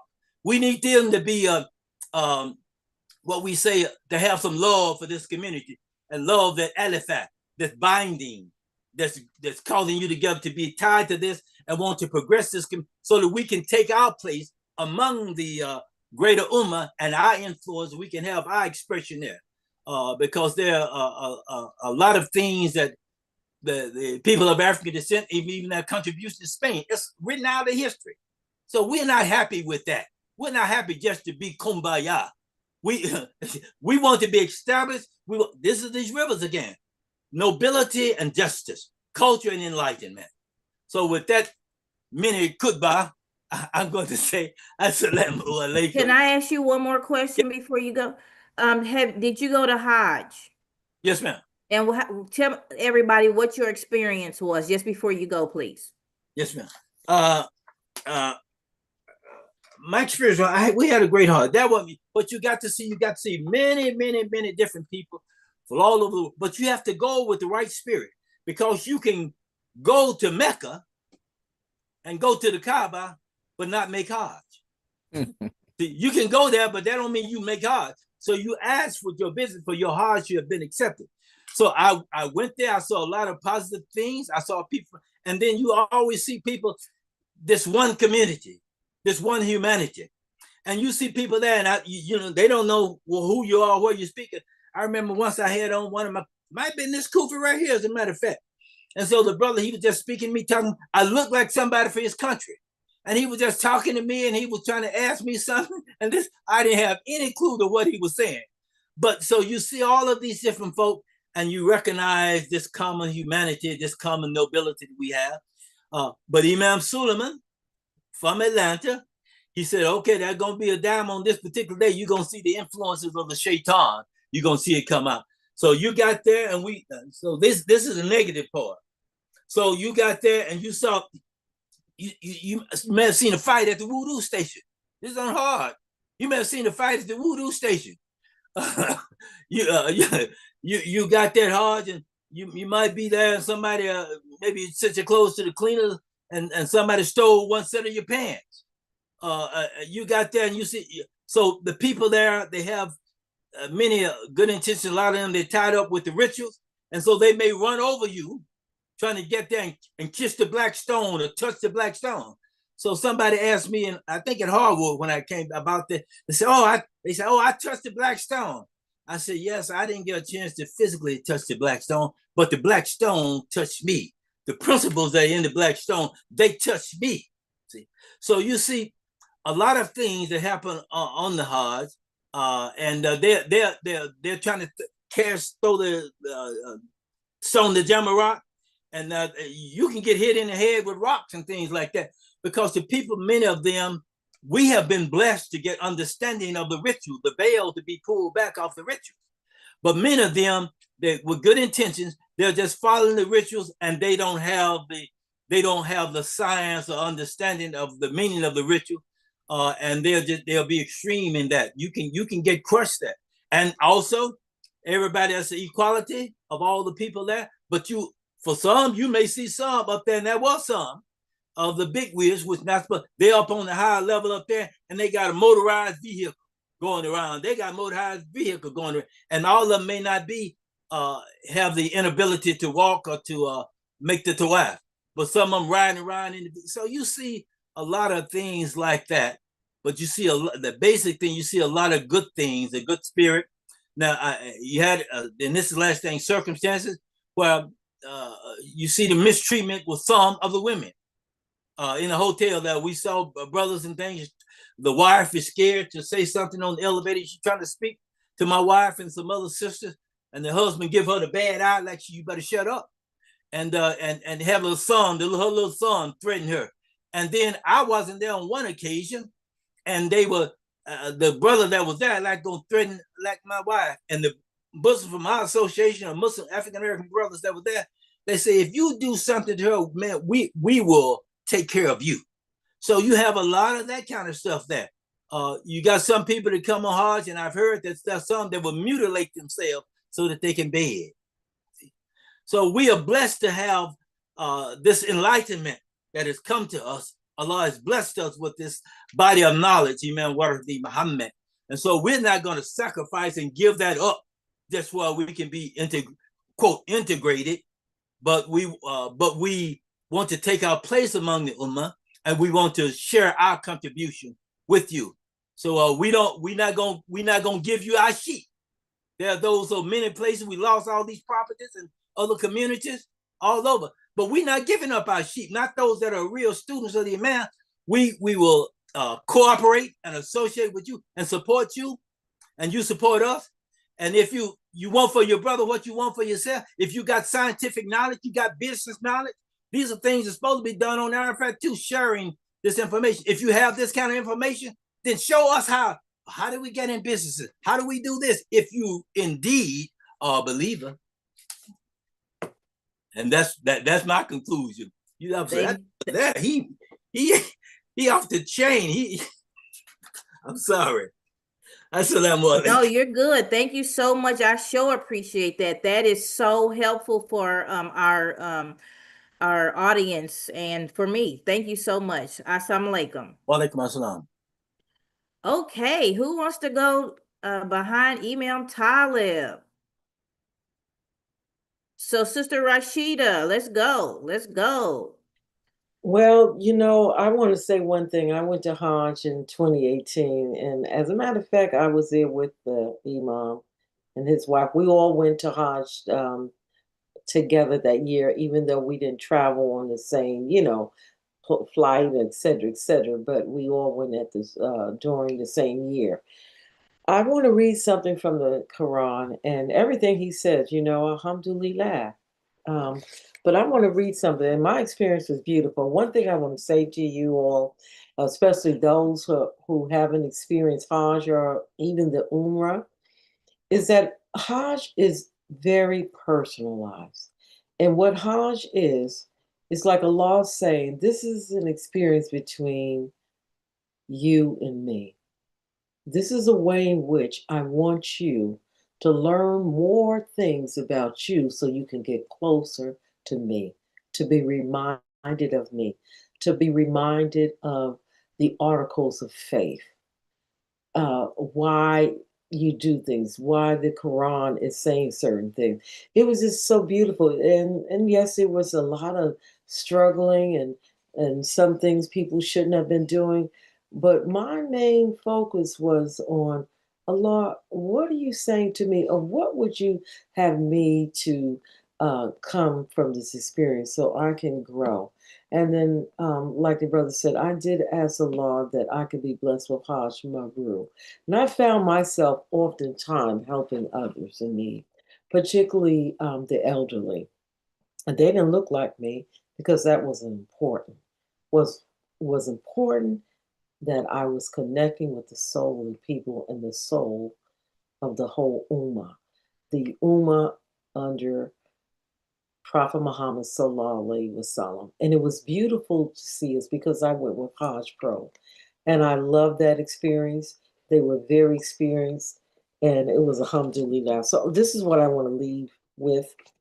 Um, this is Surah 49, and I think it's Hujurat.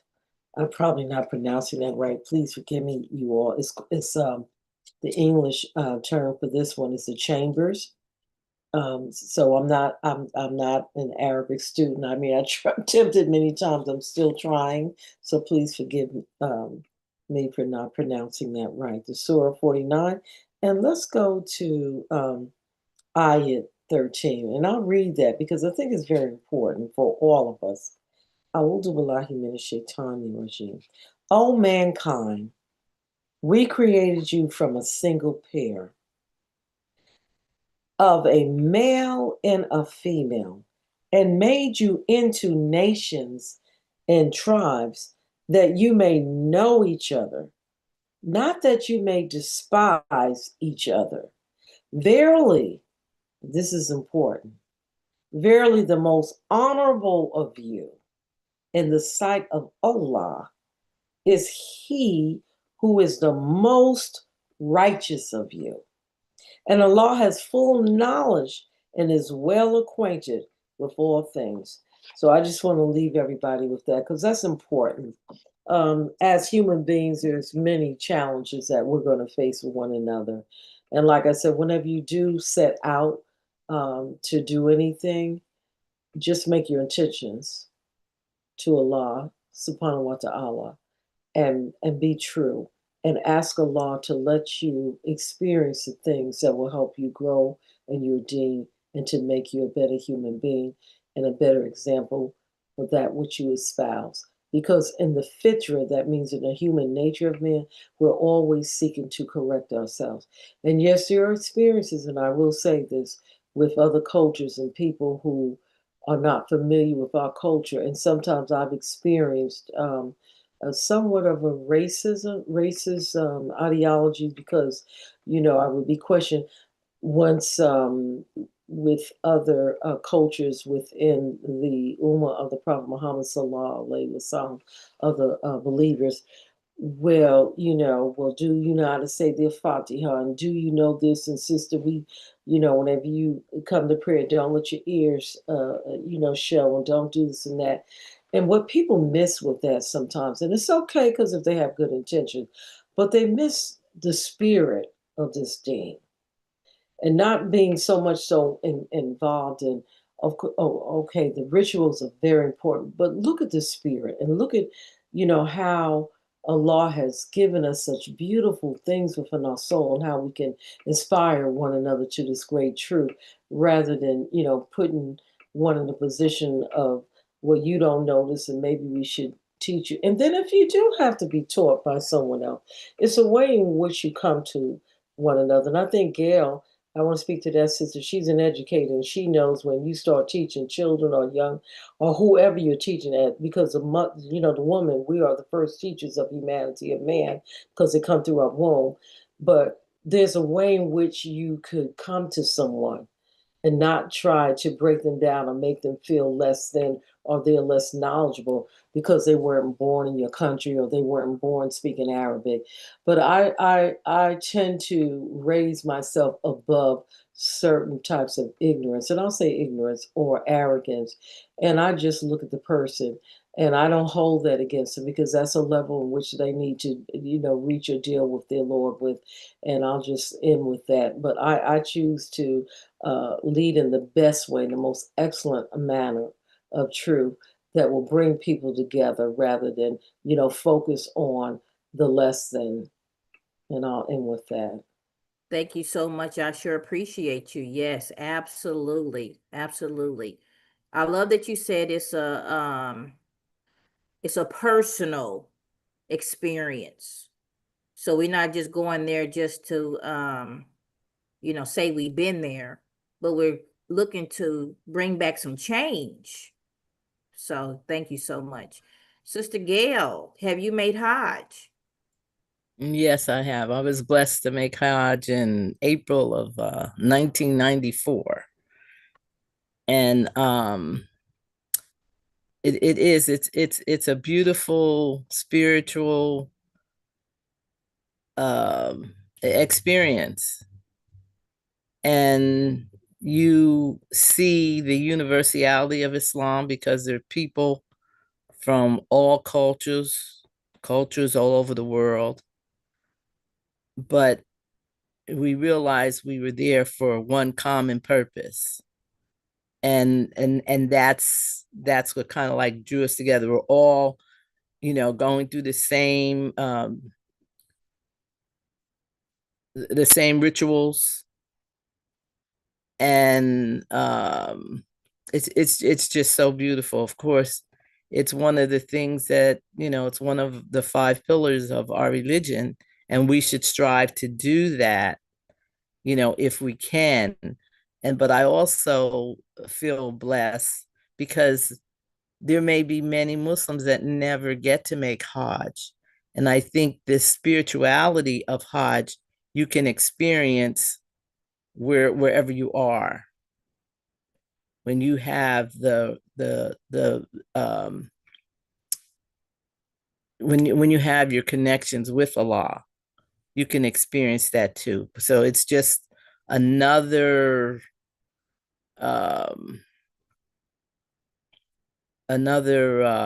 spiritual journey, and it was just a beautiful thing to experience. And like the sister said and the brother said, there's so many things that when you go and you come back and okay, what can I, how can the experience help me to become a better Muslim in all aspects of your life, a better mother, a brother, sister, a brother, community. In your community, you look for things where you could be of assistance, and those type of things. As far as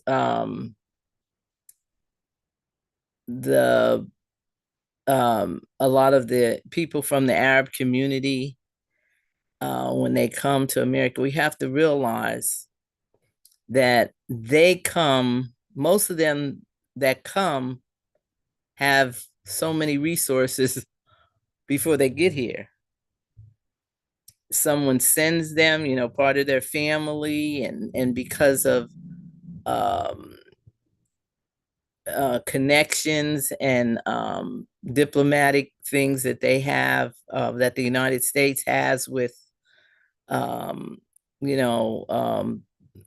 the Arab people.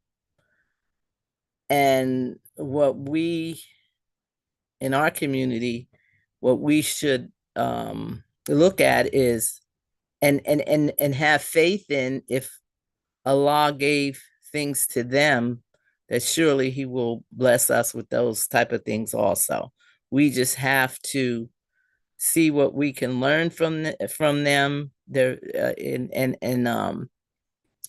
be patient, and know that if we continue to have faith in Allah, that Allah will bless us also. And just be not discouraged if those that think that maybe we're not, because we don't have a lot of material things, the big material things, that they're coming. Because I know in our community, Imam has taught us we've been favored by Allah to go through as a people what we went through, the slavery and all the things that we've endured here in America, and that we can stand and still be proud of who we are as Muslims, that God did not forsake us. He blessed us by bringing Imam Muhammad to open up our minds, and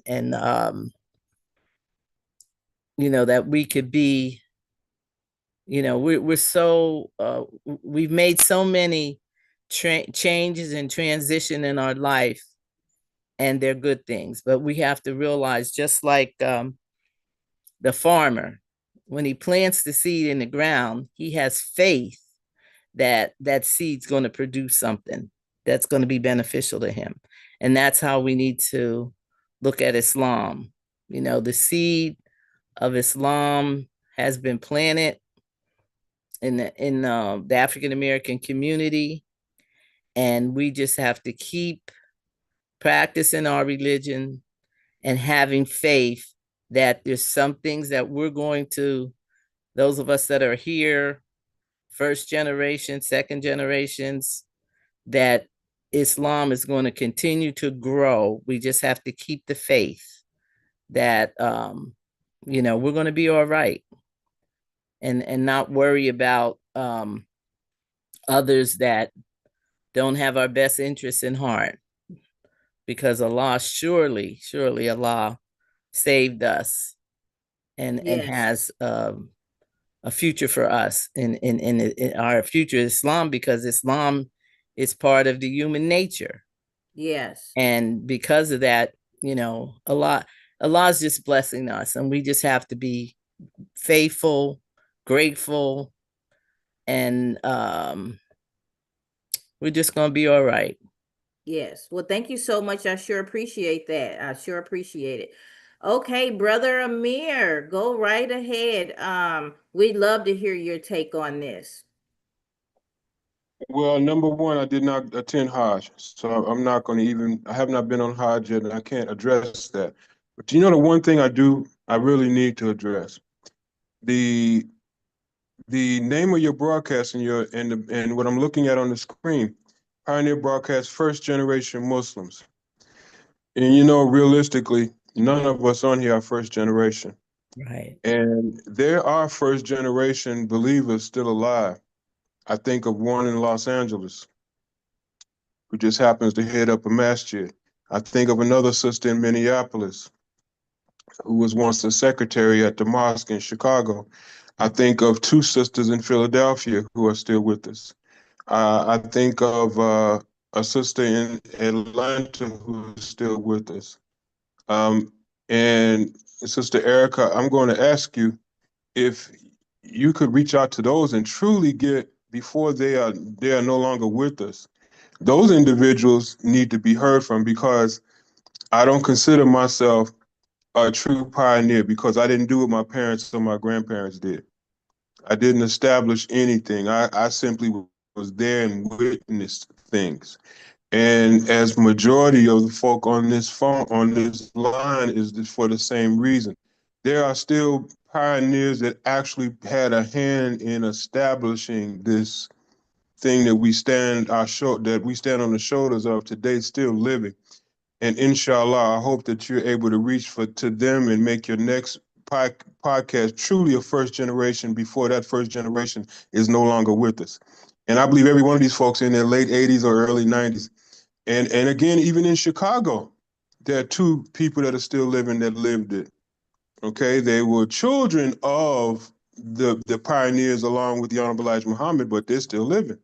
And they were there in the 50s and know what happened.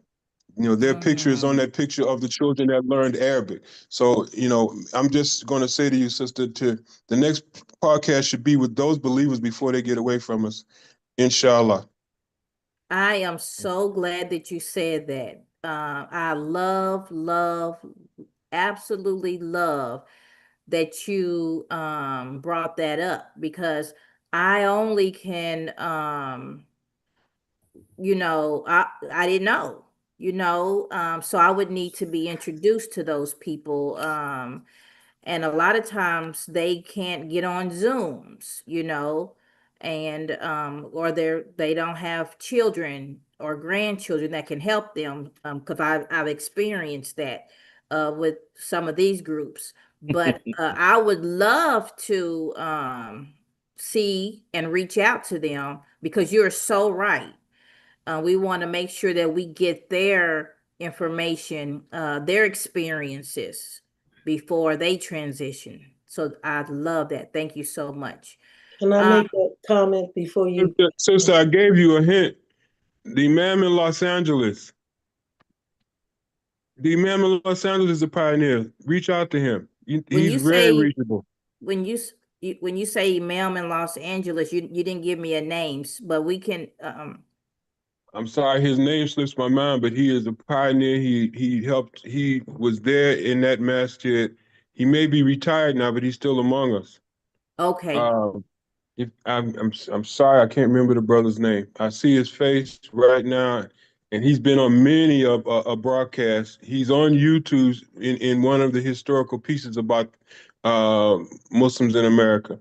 Um, and he's one of those that's still living. The couple that I hear is a couple here in the Chicagoland area. They're still living, and it's not like they're not familiar with how to use technology. Okay. They are able, so that's not going to be a reason. So anyway, Okay. inshallah, I will do some research and we can talk. How about that? Absolutely. All Absolutely. right, I'm yes, open ma'am. to that. With that, my Yes. sister, I do have to move on. I'm in the midst of a project and I've kind of put it off and I need to get to it. I say thank you for what you've done. I say thank you to the sisters that are online, and may Allah continue to bless and protect you. And I'm going to leave us now. Assalamu alaikum. Walaikum Wa alaikum assalam. Thank you so assalam. much for coming. Walaikum I sure assalam. appreciate it. Okay, Sister Rashida. Well, I'm sorry the brother had to leave because I wanted him to hear this. And I believe that your intentions were most honorable. And I'm not saying that he's challenging them. But when I see the Pioneer podcast, every one of your guests are pioneers. And I'm saying this because when you have on your, what is it, your platform or this banner, it says first generation Muslims. And many of us are, well, I'm first generation, my family. So, yes, I do agree. If you can get those people on, and like you, I know you tried to get them on and let them speak and share their view. And many of them may not know how to get on, but they have someone can assist them. But we are first generation Muslims, and so I want to thank you personally for allowing this. And I thank Allah Subhanahu wa Taala. I thank Allah so much. Alayhi wasalam. Thank you. That have blessed you to be inspired by this concept. And I hope that the people who are viewing it, they are learning from it, and that I pray Allah, He blesses you to go further, and that we all become more enlightened.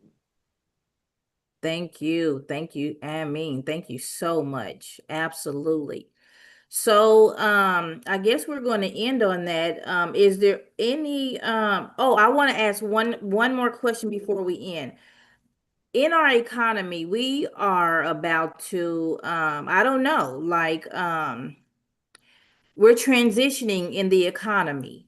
How do we make sure that our fellow Muslims don't go hungry? Is there something that we can put together? You know, people are losing their SNAP benefits. Maybe things may, if it turns for the worse. Does anybody want to talk about how can we keep in contact with the hungry and make sure that they get plates and make sure that we are collaborating is what I want to say before we end. I think right now, I think the some of the believers are discussing the land that they have on some of the masjids, and they're thinking about turning some of the land into farming projects where we can grow our own food, maybe have chickens and vegetables, etc., to do more farming so we can do what's called how we used to do um, earlier on is have food co-ops.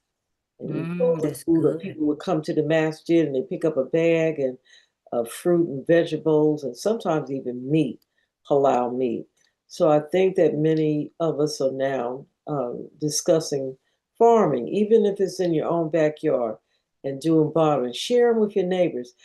Checking on people. I think Sister Donna said, or Sister Donna Mansour, she was in your earlier Saturday's podcast, and she was talking about how we are doing things to help out the people who are in need, providing resources and services for them. And they're also doing that in Harwood. They're feeding people. So many, I mean, all of us have to get back to that and be neighborly.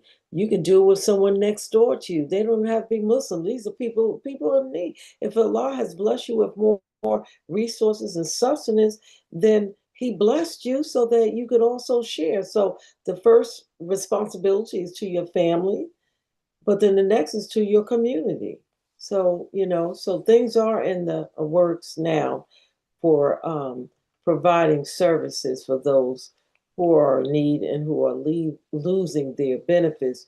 But I think we also, have to teach people how to become more self-reliant.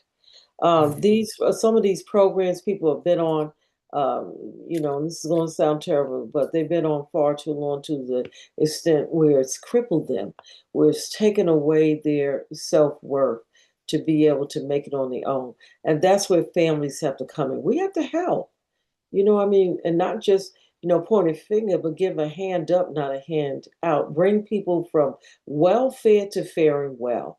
And we learned that in the first about how to, feed your family, eat to live, and how to own your own businesses, and how to, you need your own hospitals, you need your own this, and the sister can speak to this scale as well. So I think we have to go back to those principles, and I know a lot of communities are now beginning to do that.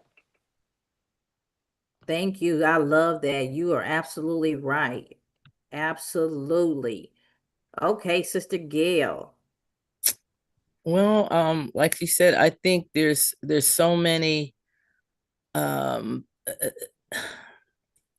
so many things that are still in progress, and there are people that may still be hungry and stuff, but most communities have, and we could do the same. I know there are a lot of masjids that have food giveaway days and clothing and things of those sort that what people need. But along with that, we don't only need, sometimes, like she said, it cripples people because we think that all they need to do is eat physical food. And we have to also give that spiritual food that that could help to motivate them to get out and, do for themselves and not be so dependent on handouts to, to sustain their life, have better home economics and eating those things that will give us nutrition and not illnesses, and help us, with wellness and things like that. But I think, personally, we have to, share what we have and be involved with community organizations that, we support, volunteer and help with those things. And I think we're going to be all right. And I think I'm a big one for this political, know who your Congress people are, county, state, and federal, and put calls in and let them know what we expect of them. And there's no way that federal government, the congressmen and representatives can get paid and you take away something that's something as far as poor people's SNAP benefits. So we need to call and remind them, because if our government was set up where no one got paid, they come to some conclusions quick. But because they're getting paid, some of the representatives and the Congress people still get paid. It's not important as not important as it should be. So I think that's something that we can do to make sure that these benefits, health wise and the food stamp benefits do not, because it affects, when they're talking about taking away SNAP, it from Department of Agriculture, that it's not only the people that receive those benefits, but all the community things that operate from that same pool. So I think we should also make some phone calls. Yes, And- absolutely. Thank you. Mhm. Sister Rashida or Sister Gail, is there any last closing questions or remarks or any concerns that I did not ask or we didn't bring up? Because this is the last show for this month. So anything that we need to address that you can think of? Well, the only thing that I can think of, it's not so much question as to, like I said, we just have to hold on to our faith, continue to practice it, and continue to just continue to be the best Muslims that we can be, and just have faith that Allah did not bring us this far to let us not be successful, because the Quran says the believers will win through. And we have to I think that's important, that to keep reminding ourselves of that. Yes. So, and Okay. thank you so much for the platform. And I have a list of a couple people that I can give you the phone numbers to call for the pioneers prior to us. Okay. that are still living, that I know from Philadelphia. I think I know the two sisters he's talking about. And there's also, I think Brother John Ali was the treasurer of the Nation of Islam. He's still living in I Philadelphia. would love So that. we'll try to get you those people so they can make contact, because if they can't get on, I'm sure they have someone in their family that could help them. Mhm. Yes, ma'am. Yes, ma'am. Thank you so much. Thank you for the Absolutely. opportunity. Yes. Sister Rashida. No, I don't have anything else to say. I think Gail said it best, and I just hope that we do, get some other people on who can give more of an insight of the earlier years that we have not experienced that. Right. But it's wonderful, sister. Whatever you're doing, like I said, Alhamdulillah, sister. This is such a blessing, and so we pray to Allah Subhanahu wa Taala that you continue. And I wanted to read something if you don't mind, but this would probably end us. Okay, But absolutely. it won't be in Arabic because I want everybody, based on what you what you last addressed, and in terms of the neighborly needs and how we can help people. And I love how Gil tied and how this is also political in the sense that you should reach out to your Congress people, your senators, your state representatives, go to council meetings, and just above all, just share your resources, your knowledge, and your sustenance and your wealth. So, having said that, this is Surah 107 Al Ma'un. It's called the Neighborly Assistance, and we'll close in this because I think this is most befitting, if you don't mind. Okay. I'll give Sister Gail time. It's Surah 107. You have it? Al Ma'un. It's called the Neighborly Assistance. Bismillahirrahmanirrahim. In the name of Allah, most gracious, most merciful. Seest thou one who denies the judgment to come? Then such is the man who repulses the orphan with harshness and encourages not the feeding of the indigent. So woe to the worshippers who are neglectful of their prayers, those who want but to be seen of men, but refuse to supply even neighborly needs. Sadaqallahu azim. Ameen. Allah's Ameen. words are true. Yes, yes, absolutely.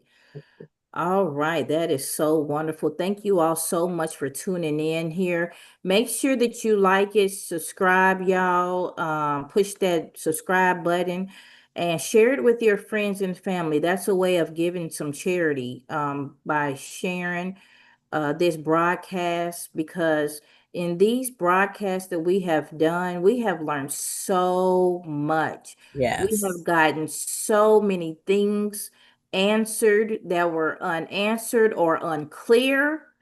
And I am just so blessed to have you all with me. That was so important to me. And the fact that when I reached out, you all didn't hesitate. You like, yeah, just show me what to do. And so that is the love for Allah that I can see in people. That gift of discernment is just so great. And hopefully you all that are watching understand that this is for Allah. This is the gift that Allah has given us, and we're supposed to give it back. So I'm here to worship Allah and serve humanity. So that's all I want to say. Make sure that you go to youreverydaytherapy.com, youreverydaytherapy.com. Get it for these uncertain times. You want to make sure that you're talking to one of me or one of my staff members, so that we're life coaches, we're not therapists. But it's for your emotional wellness. Some people are not sleeping at night. Some people are uncertain. Some people have lost hope. They don't know what to do next. And so that's what we're there for, you all, so that you can be intentional about your life before life just slaps you in the face and you don't know what to do with it. So what I'm going to do is, does anybody want to close us out? Okay, I'll close this. I'll close this out. Okay. Bismillahirrahmanirrahim. Oh Allah, all praises is due to you. I bear witness that there is no God but you. We seek your forgiveness in all that we do, knowingly and unknowingly, and we turn to you in repentance. Amen. I mean, All right. Thank you so much. I love you all. Make sure you share the broadcast. You are so special to me. And let's just do Allah's work. Let's do God's work. And it's a everyday thing. It's ongoing. We're yes. always learning and growing. And Yes. so I want to end with that. Assalamu alaikum. Peace and Wa blessings alaikum upon you all. assalam. Alaikum assalam. One moment.